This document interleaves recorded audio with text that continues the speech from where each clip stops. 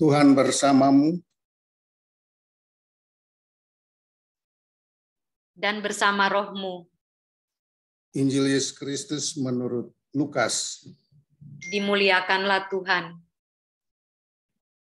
Dalam perjalanannya ke Yerusalem ketika telah dekat Betfage dan Betania yang terletak di gunung yang bernama Bukit Zaitun, Yesus menyuruh 2 orang muridnya dengan pesan, "Pergilah ke kampung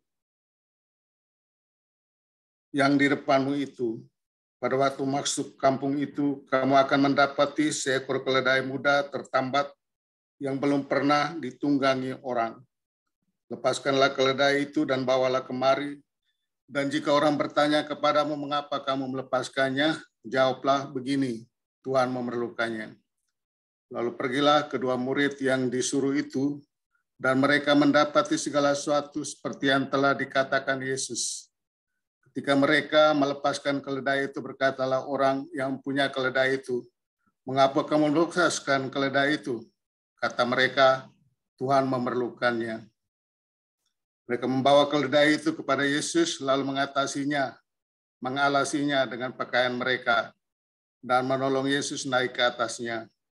Dan sementara Yesus mengendarai keledai itu, mereka mengamparkan pakaian di jalan.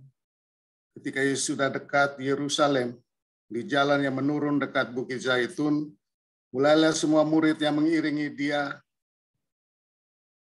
bergembira dan memuji Allah dengan suara nyaring oleh karena mujizat yang telah mereka lihat.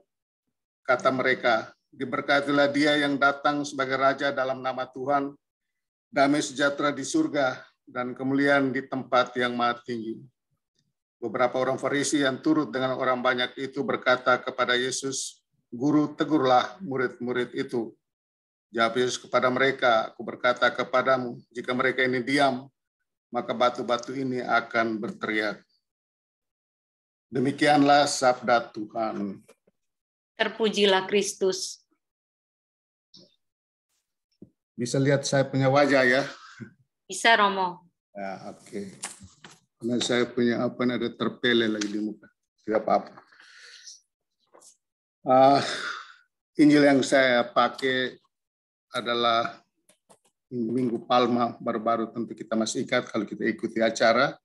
Intinya bahwa saya mau mengajak kita masuk bersama Yesus ke Yerusalem, karena di sana dia akan menderita, wafat di salib, tetapi dia juga akan bangkit. Jadi yang saya mau bawakan renungan ini bukan murni salib, tapi kita baiklah melihat karya keselamatan kita itu inti 3 itu. Ya, dia menderita, dia wafat di salib, tetapi dia juga bangkit. Jangan lupa bahwa dia bangkit sebagai buah daripada mengapa. Baik, poin yang saya mau ambil dari bacaan tadi hanya bahwa Yesus mengajak kita mau supaya naik keledai ke Yerusalem. Maka baiklah kita siap menjadi keledai-keledai Tuhan untuk senantiasa membawa Tuhan, lalu dengan sukarela, dan karena memang Tuhan memerlukannya. Baik, ibu-ibu, saudara-saudari, bapak-bapak yang terkasih, jadi kita sudah merayakan Minggu Palma, kita diajak memasuki Yerusalem bersama Yesus yang menderita, wafat, tapi juga bangkit untuk keselamatan kita. Puncak kebangkitan itu kita rayakan dalam Sabtu Kudus mulai nanti, dan malam Paskah adalah perayaan paling antik dan mengandung kaya makna. Sebagai komunitas kita berkumpul mengenangkan kembali sejarah keselamatan kita bersama dengan Ibu Gereja yang berjaga-jaga. Di hadapan kisah karya agung keselamatan Allah ini, komunitas Kristen siap menerima hadiah air baptis dan pembaruan janji baptis menjadi anak-anak Allah di dalam Kristus Putra Allah, dan hadiah kebangkitan dari Kristus, yakni keselamatan kekal sebagai buah janji keselamatan bagi mereka yang percaya. Kekhasan malam Paskah didahului upacara pemberkatan lilin Paskah. Lilin itu diarahkan dan diserukan pemimpin liturgi selama 3 kali. Lilin yang adalah lambang Kristus itu diserukan di tengah kegelapan malam, simbol dunia yang dalam arti tertentu kita manusia yang hidup di dalam kekelaman malam karena dosa-dosa dan kelemahan kita. Kisah Paskah kebangkitan Tuhan mengajak gereja senantiasa menafsirkan diri dari kegelapan Mesir akibat dosa-dosa menuju ke tanah pembebasan keselamatan di dalam Tuhan. Eksodus keluaran itu hanya bisa terjadi kalau komunitas baru senantiasa mengangkat salib Kristus menjadi sulu teladan baginya melintasi kegelapan dunianya menuju keselamatan tanah terjanji yang adalah keselamatan sendiri sebagai buah janji keselamatan dijanjikan Tuhan sendiri bagi mereka yang percaya. Mereka yang senantiasa bergandeng tangan dalam solidaritas. Mereka yang saling memberikan diri dengan kekuatan Tuhan yang bangkit. Nanti pada malam Paskah akan ditampilkan kepada kita kisah kebangkitan yang biasanya menghubungkan diri dengan kata Galilea. Hal ini penting karena kata Galilea menekankan pentingnya peristiwa kebangkitan harus dilihat sebagai peristiwa iman umat bersama. Iman yang dimaksud bukanlah iman individu, tapi iman komunitas murid-murid yang percaya. Galilea adalah tempat-tempat murid-murid Yesus sebagai komunitas awal yang sudah mengenal Yesus di masa kecilnya, Nazaret, dan percaya kepadanya sewaktu di Kapernaum dan sekitar danau dan wilayah Galilea. Dalam konteks Galilea yang menekankan aspek komunitas orang percaya kepada Yesus dan dalam solidaritas dalam persaudaraan baru yang senantiasa merayakan karya keselamatan agung itu, pada kesempatan ini kita coba merefleksikan situasi khusus kita sekarang sesuai dengan inspirasi seruan apostolik Gaudete et Exsultate, bersukacita dan bergembiralah tahun 2018, maupun intervensi dokumen lain Paus Fransiskus, pengemudi Batra kita dalam acara pelayanan pastoralnya. Refleksi tentang dunia yang sementara susah dan menderita kiranya cocok dengan minggu sengsara yang sementara kita masuki dan jalani ini. Tema ini perlu diangkat agar kita tidak tinggal dalam penderitaan saja, tetapi lewat salib dan penderitaan ini, di sana kita akan memetik juga buah kebangkitan. Di dalam simbol daun palma yang kita pegang di tangan, di dalam perayaan itu, palma mengingatkan kita akan kehidupan baru. Palma yang hijau adalah simbol mulainya musim semi, mulainya kehidupan setelah kita keluar dari penderitaan yang menyesakan selama musim gugur. Ketika dunia ditimpa COVID-19 yang menggegerkan itu, kepada Las Tampa, satu surat kabar, Maret 2020, Paus Fransiskus mengungkapkan kesedihannya. Dia katakan, saat ini sebagai situasi padang gurun. Gambaran serupa diperlihatkannya pada saat berdoa Angelus dengan penutupnya biasa dengan ujung berkat untuk Urbi et Orbi, yang untuk kota dan Roma dan untuk dunia, dengan mengutip teks bacaan hari itu, bahwa waktu itu hari sudah petang. Dunia saat ini sedang mengalami masa kelam, saat gelap, kegetiran, dan kegelisahan karena virus corona yang mewabah sebagai pandemi. Kekelaman menyeliputi seluruh dunia, tampak dari jalanan yang sepi, aktivitas yang terhenti, pusat-pusat keramaian ditutup, seakan hanya ditemukan hening dan kosong. Situasi krisis ini menantang kita untuk lebih kreatif, lebih percaya, dibutuhkan kesediaan untuk menanamkan kemampuan berimajinasi dalam kesetiaan kreatif. Tatanan baru perlu dibangun, tatanan yang saling mau peduli dan memperhatikan kesulitan dan penderitaan. Dalam tatanan baru tersebut perlu diperhatikan kualitas hidup, kedalaman makna akan tujuan hidup, dan kesaling keterkaitan satu sama lain. Kita semua, seluruh umat manusia, nyatanya berada dalam perahu yang sama. Perahu yang sekarang sementara dihantam badai, diterpa topan. Tidak bisa orang hanya mau selamat dan menang sendiri. Keberpusatan pada diri sendiri tidak akan menyelamatkan. Kita saling bergantung satu sama lain. Kita semua adalah bagian dari keseluruhan umat manusia. Kita saling tergantung, semakin terhubung, diajak untuk semakin peduli dan berbagi. semakin merawat satu sama lain, agar dunia kehidupan kita menjadi semakin baik. Kebergantungan tersebut membawa pada kesadaran bahwa kemampuan kita di reksa pastoral juga terbatas. Kita tidak bisa menjelaskan virus corona. Demikian juga dampaknya terhadap persoalan ekonomi, sosial, dan politiknya. Karena itu di luar kemampuan pemahaman kita. Disinilah tuntutan akan kerjasama dengan semua pihak diperlukan. Keputusan pastoral yang dibuat mengandalkan adanya dialog dan kolaborasi, sehingga kebijaksanaan yang dibuat tidak keliru. Pandemi corona mengundang akan kesadaran kerjasama dalam kerangka pelayanan sosial di tengah masyarakat kita. Selain itu, kita disadarkan pula pentingnya kesehatan masyarakat, perhatian tidak saja kepada pelayanan dan fasilitas medis, namun pula terciptanya komunitas yang sadar kesehatan sebagai salah satu ciri dan kebutuhan kehidupan bersama. Dalam dokumen Pandemic and Universal Brotherhood 30 Maret 2020, setelah berkunjung ke Abu Dhabi, Paus Fransiskus menyebutkan wabah corona ini tantangan bagi kemanusiaan yang dihadapi oleh semua umat manusia. Sekarang tinggal bagaimana kita mengambil tanggung jawab atas tantangan tersebut. Lepas dari segala perbedaan teologis dan hukum antara agama satu dengan agama lain, karena kita berada dalam perahu yang sama, perahu persaudaraan umat manusia. Kita tidak bisa menjadi suci sendiri, tetapi menjadi bagian dari perjalanan bersama menuju Tuhan. Di masa krisis ini kita diajak melihat lebih jelas sarana komunikasi sosial menjadi media penting dalam berelasi, dalam membangun jejaringan kemanusiaan.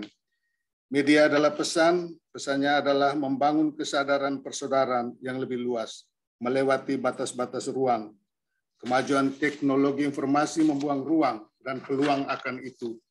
Kita bisa memanfaatkannya dalam pelayanan pastoral yang lebih kreatif secara visual dengan cakupan akses yang semakin luas.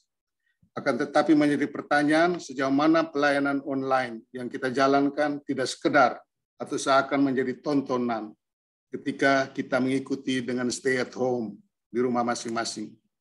Teologi informasi bukan soal tren, tapi tetap adalah sarana. Semoga sarana ini bisa mempertemukan kita dengan Tuhan dan bisa tetap mengarahkan pada adanya perjumpaan di antara kita sama kita, seperti yang kita juga jalankan dalam doa sore ini. Corona menyadarkan kita akan perjumpaan mulai dari level dasar, keluarga dan lingkungan terdekat. Maka keluarga dan komunitas kecil yang berdoa bersama menjadi perlu dan penting dibangun untuk mewujudkan Ecclesia Domus, gereja rumah, yang mulai dari rumah. Krisis ini sendiri merupakan kesempatan untuk percaya, sebab Kristus mengajak kita untuk berani melangkah, tidak tinggal diam. Kita diajak membuka diri akan daya kreatif yang dikaruniakan oleh Roh Kudus, yang perlu kita mohonkan terus-menerus, agar kita bisa masuk dalam rancangan kehendak dan waktu Allah. Kita perlu senantiasa berteriak memohon kepada Tuhan, karena merasa hidup kita terancam. Ternyata pengalaman ini membawa kita pada hal yang penting dan mendasar, bahwa kita sebenarnya adalah bagian dari sesama dan bumi ini. Kita bukan pemilik kehidupan, sebab kehidupan milik Tuhan. Maka kita memohon pertolongannya, walau karenanya harus berani digugat mengapa kita takut dan tidak percaya. Maka wabah corona menjadi undangan untuk bertobat. Misteri kerapuhan mengundang untuk masuk ke dalam ruang hidup yang lebih dalam. Dan itu adalah pengalaman akan rahmat. Kita memasuki paradoks hidup sebagai orang beriman. Di satu sisi memohon agar wabah corona ini berakhir. Di sisi lain bersyukur karena pengalaman akan pandemi ini membuka kesadaran baru, melihat ada sesuatu yang salah dalam hidup kita, sehingga mengajak kita untuk berubah. Paradoks seperti perayaan Minggu Palma ini, selalu di sana ada unsur menderita, wafat, tetapi sekaligus ada sukacita, kehidupan, kebangkitan. Di dalam memasuki masa pandemi ini, kita bagaimanapun senantiasa diingatkan untuk secara khusus lebih memberi perhatian kepada mereka yang lemah, rentan hidupnya, kaum miskin, orang tua, dan anak-anak.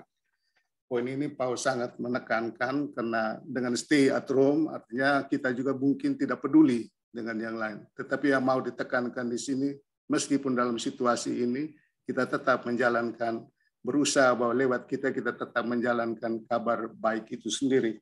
Entahlah dengan cara bagaimana kita silakan menerjemahkan sendiri. Hal ini merupakan panggilan iman.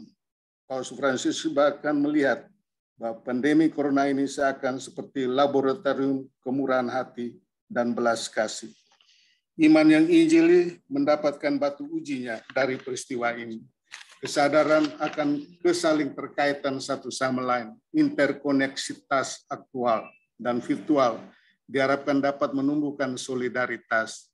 Kita menjadi komunitas yang saling peduli satu terhadap yang lain.